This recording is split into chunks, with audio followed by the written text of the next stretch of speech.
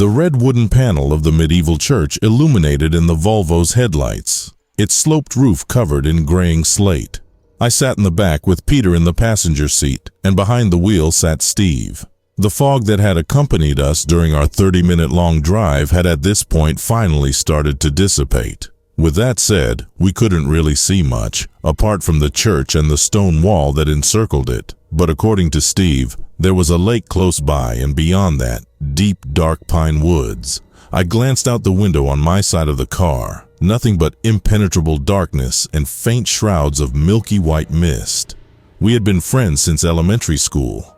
I believe we were in 3rd or 4th grade when we first tried out things such as the Ouija board, Bloody Mary, and similar paranormal games. Peter and I never really took it all that seriously. It was just something to do while hanging out. Steve, on the other hand, was hooked.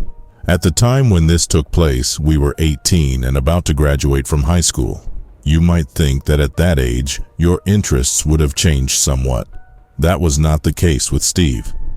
Earlier that evening, we were relaxing at my place when he all of a sudden said that he knew of a place that we just had to check out. I had my suspicions regarding what he had in mind, that being that he wanted us to explore some supposedly haunted place, but Steve asserted that this time it would be different. How? I asked while sipping on my energy drink. Oh, you'll see, he replied with a mysterious smile. Both Peter and I looked at each other and then back at Steve. Peter sighed. Okay, but this better be good. Awesome, you won't regret it, Steve exclaimed. How I wish we never went. As soon as Steve pulled out the keys from the ignition, the church was swallowed by the night. Before we exited the vehicle, we armed ourselves with flashlights, one each. In the cones of artificial light, we could see the ancient stone wall along with its black iron gate as we approached our destination. According to Steve, the church was set to be destroyed back in the 16th century for some unknown reason. Apart from his voice, the only sounds present were our footsteps on the overgrown gravel path. When we reached the gate, we paused for a brief moment. On the other side of the wall, we could make out tombstones in various states of decrepitude. Some had fallen over, while others were desperately clinging to their pedestals. Several were covered in algae and moss. It was close to impossible to decipher any of the names, dates of birth, or death. It was evident that no one cared about maintaining the old cemetery. The place was, for lack of a better word, dead. Well, should we enter? Even if it was Steve's idea, he still sounded nervous. Peter looked over at him. I guess so. Otherwise, what was even the point in driving here? Unless you've changed your mind. He then placed the flashlight under his chin, which cast a spooky reflection across his face. I chuckled, somewhat flustered. I don't care who you are. Anyone would have felt chills if they were in the same scenario. Just think, an old mysterious wooden church, abandoned for reasons unknown, located at the end of a lonesome gravel road. Dense and dark pine woods, fog, gloom, everything veiled in suffocating silence. No, of course not. Let's do this. Steve grabbed the gate, and with a firm hand, he opened it. The metallic squealing was loud enough to wake the dead. The hairs on my neck stood on edge. Before we ventured on, I threw a quick glance over my shoulder, just to make sure that we were still alone. As soon as I had assured myself that everything was clear, I tagged along with the others. As soon as I entered, I took note of a belfry, also painted red, its case painted gray. The column shape was octagonal, and the base was made of natural stone. I peeked into the belfry. The bell was still there, but the rope had rotted away. Encircling the church building was a not-so-well-maintained gravel footpath. With our flashlights, we tried to see what lurked beyond the grimy windows, but could only make out the vague outlines of pews. The entrance to the porch was located to the west, not far from the belfry. Not too surprisingly, the door was locked. We carried on until we reached yet another gate, this one smaller than the first one. Steve said that it probably would lead us down to the nearby lake. The mist was incredibly thick in that direction, but regardless, we had no intentions to venture beyond the church and its walls. Instead, we started backtracking up to the church, with Steve taking the lead. At this point, the faint light of the moon had started to illuminate the misty landscape around us. Steve stopped dead in his tracks and lifted his gaze towards the night sky. The moon was full and pale as bone. A smile spread across his face. Perfect. I glanced at Peter, who was confused as I was. The moment our attention returned to Steve, he produced what appeared to be the ripped-out page of a book. What is that? Asked Peter, and pointed at the item with his flashlight. Our Father, who... It didn't take long for me to catch on. As in the prayer? I interrupted.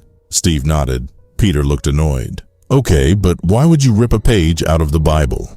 Steve smirked. Oh, is that so, Peter? I didn't know you were religious. I'm not, just asking. Stop being such a dick. I felt that I had to diffuse the situation. Just cut the crap and tell us why we're here. Steve sighed but proceeded. Okay, but you have to listen real close to what I'm about to tell you. He tried to put on a serious face, but it came across as forced more than anything else. Either way, this is what he told us. Compared to the Ouija board, Bloody Mary, or any of the other ways we've tried to contact the other side, the game he wanted to try out tonight was not nearly as well known.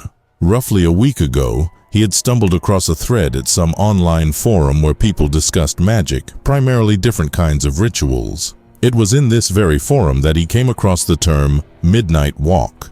As the name indicated, to perform the ritual, it had to be carried out at midnight. Because midnight, you see, he paused dramatically before he carried on, is when magic is the most potent. It took him a while to find the perfect place, and this apparently was it. I wasn't really sure what to believe, but kept listening. Another vital element in the world of magic was that spellcasting, incantations, etc. were to be performed backward. The so-called midnight walk went something like this. We were to walk 13 laps backward around the church, and while doing so, we had to recite the Lord's Prayer in the same fashion. On the 13th lap, we stop in front of the church door and knock. I can't speak for Peter, but up to this point, I had been struggling to keep a straight face. That all changed, however, when Steve mentioned a detail that he had neglected. Oh, I almost forgot. We have to be naked during the ritual, but I think it's fine if we wear our underwear. I stared at him. Was this a joke? Peter crossed his arms in protest. Screw you, man. You can't be serious. Also, it's October. We would freeze our balls off. I remained silent. Steve immediately got defensive and explained that in the world of magic, it was also important to not wear any clothing while performing the arcane arts. We, of course, called bullshit. Steve threw up his hands and yelled, "But you promised! Please, come on, guys!" I was about to say something before Peter pulled me aside. He told me that he felt uncomfortable and that he wanted to leave. We spent a few minutes discussing back and forth, but eventually, Peter sighed in resignation and said, I don't know, maybe we should just get it over with. What? Why? Because he is the only of us that has a driver's license and car keys. Also, it's his car. Sure, I'm taking driving lessons, but that doesn't really help us, unless we steal the keys. I wasn't sure whether or not he was joking. As much as I hated the idea of strolling along in my boxers, in the middle of the night, in a creepy cemetery, we really didn't have a choice unless we wanted to ruin our friendship with Steve. Might as well just do it. It's not like it's going to get any easier the more we stall things. Yeah, wanna head back? Peter cringed but nodded in response. As soon as the church came into view, we saw Steve pacing back and forth impatiently until he caught sight of us. There was something in his eyes that made me uneasy, a wildness like that of an animal, but it faded almost the second I noticed it. His grip on the crumpled Bible page made his knuckles white. Steve pointed at us and hissed, "It's almost midnight. We gotta hurry up. Quick, start undressing." Without hesitation, Steve started undressing until he wore nothing but his boxers. Thankfully, he seemed to have some sense. Shortly after, Peter followed suit. I hated every second of the situation. To combat the awkwardness, I tried to focus my attention elsewhere, away from the others. It was then that I noticed two things that seemed out of place. The steeple of the church missed its cross. I pondered. Maybe it had fallen off after years of neglect, or perhaps due to lightning striking it one time too many. The peculiar wind vane was the second thing that stood out. Due to the lack of light, I couldn't fully make it out, but it was unlike anything I had ever seen before.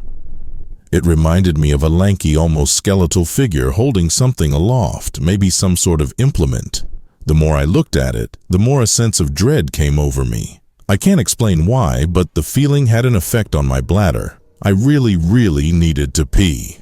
I pulled up my pants and started walking fast towards the smaller of the gates. It didn't take long before Steve noticed what I was doing. "Hey, where are you going? The ritual is about to start any minute." Without turning around, I yelled that I needed to take a piss, but that they could start without me. Still to this day, I'm not sure if it was Steve or Peter that yelled in response or even what it was that they said. My mind was focused on one thing. I vaulted over the gate, and as soon as my feet hit the ground, I started making my way along the mist-veiled path. I was as good as blind, fumbling through the haze until I at last found the perfect spot. Relieved, I closed my eyes while taking care of business. That was close. A little too close. Apart from the sound I was producing, it was eerily quiet. I must have ventured further than expected because I couldn't hear my friends anymore. What happened next is one of many things that happened that night that I can't quite explain. At first I wasn't quite sure what it was, but it had without a doubt sounded like some sort of chime, but not just any chime. Maybe the fog somehow distorted what I heard, but it couldn't be anything other than a church bell, the belfry. But that was impossible. I had seen it with my own 2 eyes. The rope was missing. Was it the wind? No. The wind was silent and calm. The only logical explanation I could come up with was that Steve and Peter had to have something to do with it. Maybe they threw rocks at the bell in the belfry? I kept listening while walking.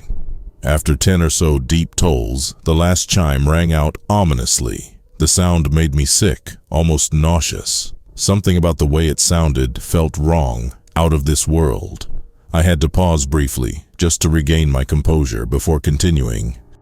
After what felt like an eternity, I could make out the wall and the small gate. Thinking back, I recall how it made me feel at ease. But that feeling soon dwindled the moment I started making my way back to the cemetery. The old church towered menacingly in front of me, like a black spire reaching towards the dark clouds above. The moon had gone into hiding, but in the light of my flashlight, I could see that the church door stood wide open. I saw no sign of Steve and Peter. I started walking closer while throwing a quick glance at the belfry. It wasn't my imagination. The rope was missing. In other words, they had to have thrown something at the bell in order for it to produce the sounds I had heard earlier. They probably thought I was taking too long, and that was their way of signaling for me to return. I turned my attention back to the building, and that's when I saw it. A set of clothes. I recognized them as Steve's. I looked around, expecting to see clothing belonging to Peter, but saw nothing. Where the hell were they? A thought crossed my mind. Had they abandoned me? I was about to go check on the car when I started hearing noises emanating from within the church itself. I stopped and turned around. Peter? Steve? It sounded as if someone was scuffling around in there, but I couldn't be sure. My hand trembled as I shone my flashlight at the entrance. Nothing, just murky blackness. If I wanted to see something, I had to get closer. On trembling legs, I began advancing. As I approached, I accidentally managed to disturb Steve's pants with my shoe. A brief, jangling sound drew my attention. I looked down and saw the keys for the car. Instinctively, I scooped them up, and at the same moment, I realized that the scuffling had ceased. Without really thinking it through, I said, "Guys, are you serious? Stop messing around." I could have been mistaken, but as soon as the words left my mouth, it felt as if the temperature had dropped significantly. That said, since the sounds had stopped, maybe they were actually taking me seriously. I waited a few seconds and was about to call out again when the scuffling suddenly resumed. Most people would probably have been too afraid to do anything, but I had just about had it. My blood was boiling. Fear had been replaced by anger. We were leaving, even if I had to drag them out myself. I started marching towards the open door, but only made it halfway before someone came into view from behind the church. It was Peter. The look on his face radiated what I can only describe as unadulterated terror. He put a shaking finger against his lips as if to tell me to be quiet, and with his other hand, he motioned for the cemetery entrance. As I slowly started to sneak away from the structure, I could hear the shuffling making its way towards the open door. Whoever it was, they did not wear shoes, and their gait was unnatural, as if they were just getting used to the skin they were wearing. Once I reached Peter, I could hear him whisper under his breath, "Whatever you do, don't look at it." He grabbed me by the arm and dragged me along. Peter kicked open the gate, and before I knew it, we were in the car and on the road. My mind was a blur. What had just happened? But most important of all, where was Steve? It was a miracle that we didn't crash, especially due to how fast we were driving, but also with the weather conditions being what they were. Repeatedly, I kept asking Peter about our friend, but I got the same reply every time. "It's not Steve anymore." To say that I was confused was an understatement, but one thing was for certain: whatever it was that Peter had experienced while I was away had terrified him. None of us said anything the rest of the drive back home. I had so many questions, but I knew that Peter was in no condition to give me any answers. When he finally dropped me off, he told me he would return Steve's car to his parents, and with that, he was off. I never even got the chance to say goodbye. As soon as I walked through the door to my apartment, my cell phone rang. It was Steve's parents asking me if I was with their son. I don't know why I lied. Maybe because I had no idea what had happened. Instead, I said that he probably tagged along to crash at Peter's place. I did my best to assure them that he would get back to them the next morning. It must have been about 5 o'clock or 6 a.m. when I finally passed out. I can't remember what time it was when I heard my phone ring, but it was dark outside. In my languid state, I reached out for my phone and answered it. Hello? At first, it sounded like someone breathing. Was someone trying to prank me? Then someone spoke. "I am his witness. Steve is his vessel." It was Peter, but he sounded different. What was he on about? "Hey man, you okay? Is Steve with you?" The wolf's grin, the serpent's skin, behold his charnel crown 6 feet underground. After that, he hung up, leaving me perplexed and, to be honest, quite creeped out. I had never heard that phrase before, and there was something uncanny about his voice, almost as if he was intoxicated. I decided not to call him back. If he actually was drunk, or worst case scenario, high, then it wouldn't result in anything positive. Instead, I went through my phone, but no missed calls from Steve or his parents. Strange. I looked out my window. It was dark outside. A handful of streetlights illuminated the walkways that snaked their way between the nearby apartments and houses. Not a single soul in sight. That's when it hit me. Maybe, just maybe, this was all an elaborate prank by Steve and Peter. A final send-off before high school ended and the three of us would go our separate ways. If that was the case, they sure outdid themselves this time, since we used to prank each other constantly back when we were growing up together. Whether or not that was the case, my reasoning put my mind at ease, and before I knew it, I was sound asleep. Tomorrow, everything would be back to normal. Just another week of school. Peter and Steve would tell me it was all a joke, and we would laugh about it. But the next day, I woke up to a nightmare. I was running a bit late, and when I arrived, there were 2 police cars parked in the school's parking lot. At first, I didn't make the connection as to why they were there, but it became evident the moment I entered the classroom.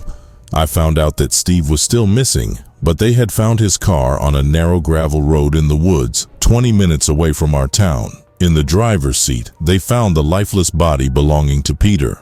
The teachers and police didn't tell us any details, but later that day, I heard rumors that his eyes had been gouged out. Someone, I can't recall who, said that there was blood on his fingers, as if he had done it to himself. According to the newspapers, Steve is still missing, but I'm not so sure anymore.